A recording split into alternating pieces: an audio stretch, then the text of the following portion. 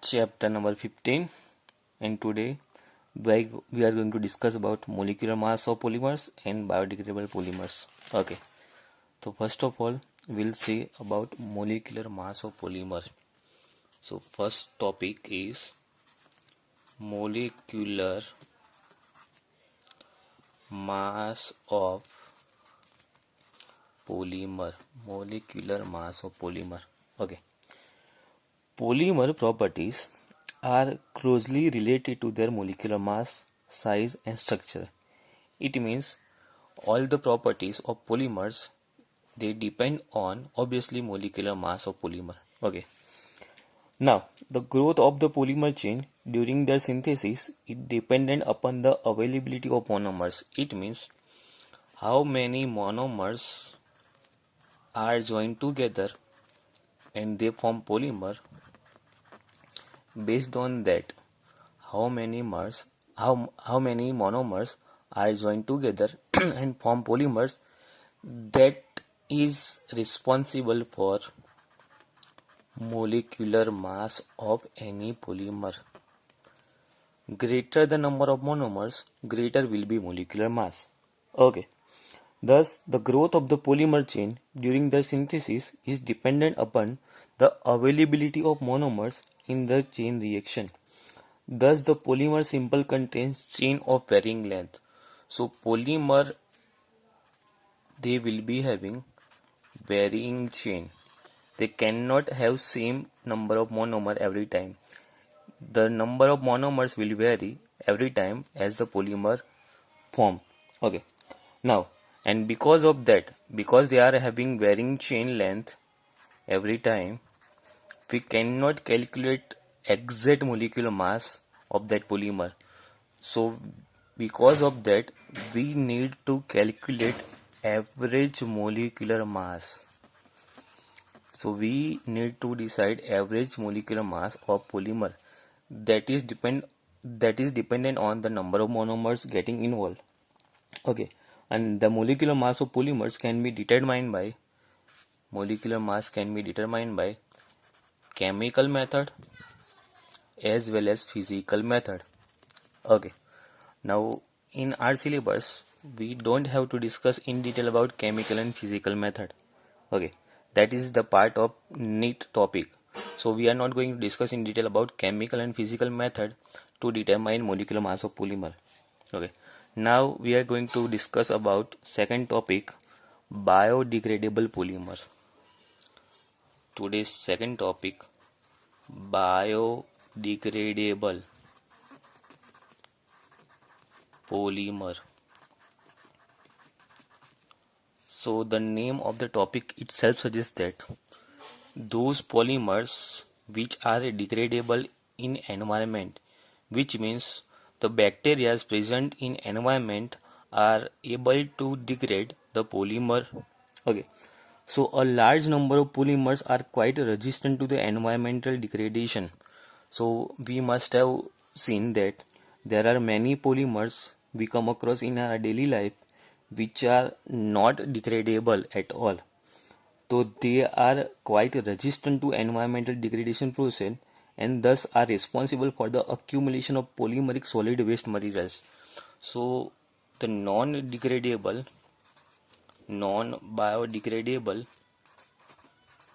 polymers leads to the pollution. It accumulates in environment and it leads to pollution. So to overcome this problem, we need polymers which are degradable. We need polymers which can be degraded easily. So in view of the general awareness and concern for the problems created by the polymeric solid waste, certain new biodegradable synthetic polymers have been designed and developed. So we had designed certain polymers which can be degraded easily. Okay, and which are they? So we are going to discuss about two types of polymer which are biodegradable. So we are going to discuss about two types of polymers. First is PHBV and second polymer is nylon 2 nylon 6. So we are going to discuss these two polymers in biodegradable polymers, PHBV and nylon 2 nylon 6. Okay, so first of all, let's have overview of PHBV. So first biodegradable polymer is PHBV.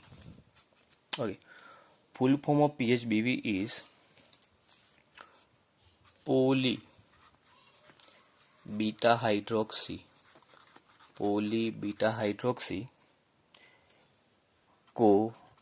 beta hydroxy valerate. Poly beta hydroxy butyrate, poly beta hydroxy butyrate co beta hydroxy valerate. So poly beta hydroxy butyrate co beta hydroxy valerate, that is PHBV. It is obtained by copolymerization of 3-hydroxybutanoic acid and 3-hydroxypentanoic acid. Okay, so monomers are 3-hydroxybutanoic acid. Butanoic acid means they are having 4 carbon and it is acid, so COOH group will be there. 3-hydroxy 1 2 3, third number carbon will have OH group and rest carbon will be satisfied by hydrogen CH CH2 COOH. So this is 3-hydroxy butanoic acid, 3-hydroxy butanoic acid plus second monomer is 3-hydroxypentanoic acid. So 1 2 3 4 5 pentanoic acid. Pentanoic acid, so COOH group will be there. 3-hydroxy 1 2 3, at third number OH group will be there. Rest carbon will be satisfied by hydrogen CH3 CH2 CH CH2. Okay, so this is 3-hydroxy pentanoic acid. So these two monomers will form PHBV. Okay, after polymerization it will form PHBV. Okay, so how PHBV will form? So here H from this and OH from this, so it will form O CH CH3 CH2 COO CH CH2 CH3 CH2 COO. So this is structure of PHBV. Okay, so after copolymerization between 3-hydroxybutanoic acid and 3-hydroxypentanoic acid, PHBV will form. Okay, now let's look at how PHBV is formed. So COOH group will provide OH and hydroxy group will provide H. So OH from this side and H from this side, H2 is released and it will form PHBV. Okay, now what are the uses of PHBV? What are the uses of PHBV? Okay, the main use of PHBV is packaging orthopedic device. Packaging orthopedic devices. Main use of PHBV. Okay, second use is it is also used in release of drugs. It is also useful for controlled release of drugs. Controlled release of drugs. And the main purpose of this, because it can be degraded, it undergoes bacterial degradation in the environment easily. Means PHBV is biodegradable polymer. So we don't have to worry about orthopedic devices which are easily degraded after use. Okay. Now second polymer is nylon 2 nylon 6. nylon 2, nylon 6. Okay, it is an alternating polyamide copolymer. So this is polyamide copolymer. Okay, which is formed from glycine. So the monomers of this polymer are, first is glycine and second monomer is aminocaproic acid. Aminocaproic acid. Structure is NH2CH2 NH2CH2COOH. This is glycine. And structure of caproic acid is NH2CH2 5 times COOH. So these are the monomers of nylon 2, nylon 6. And again, this is biodegradable polymer. So these two polymers, PHBV and nylon 2, nylon 6, are biodegradable polymers. Now we will discuss about polymers of commercial importance. So there are many polymers which are of commercial importance. Let's discuss one by one. We already know about polypropene.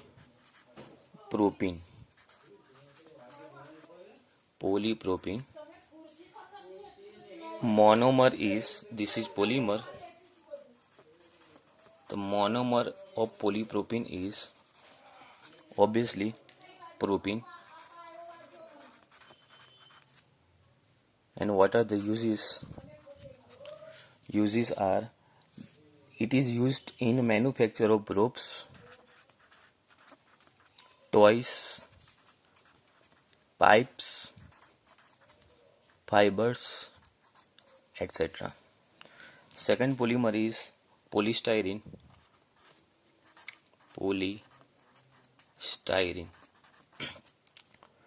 Monomer is styrene. Uses are, it is an insulator. It is also used in wrapping material.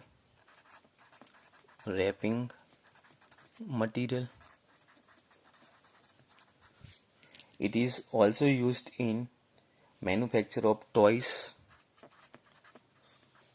radio and television cabinets. Third polymer is PVC, polyvinyl chloride. It is known as PVC. Okay. Obviously, monomer will be vinyl chloride.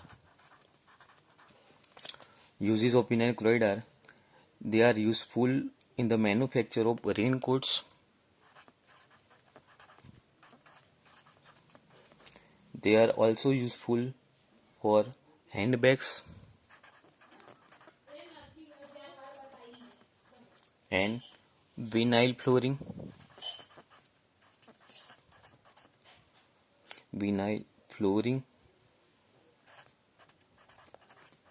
Then water pipes. Okay. Our next polymer is urea formaldehyde resin. Urea formaldehyde resin. And the monomers are, first monomer is urea, second monomer is formaldehyde. Okay. Uses are, they are useful for making unbreakable cups.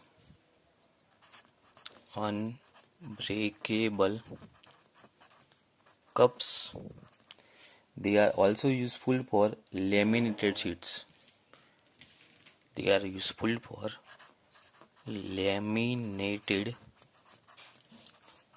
sheets. Okay. Next polymer is polymer number 5, that is glyptal. Glyptal. And the monomers of glyptal are ethylene glycol. First monomer is ethylene glycol. Second monomer is phthalic acid. And uses are, it is mainly used in the manufacture of paints and liquors. So glyptal is used in manufacture of paints and liquors. Next polymer is bakelite. Polymer number 6 is bakelite. Monomers of bakelite are, first is phenol, second is formaldehyde. Phenol and formaldehyde. And we already know the uses of bakelite. They are useful for making combs. They are also useful for electric switches.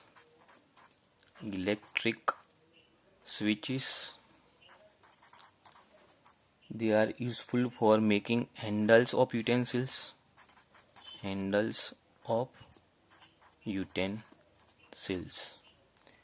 computer disks.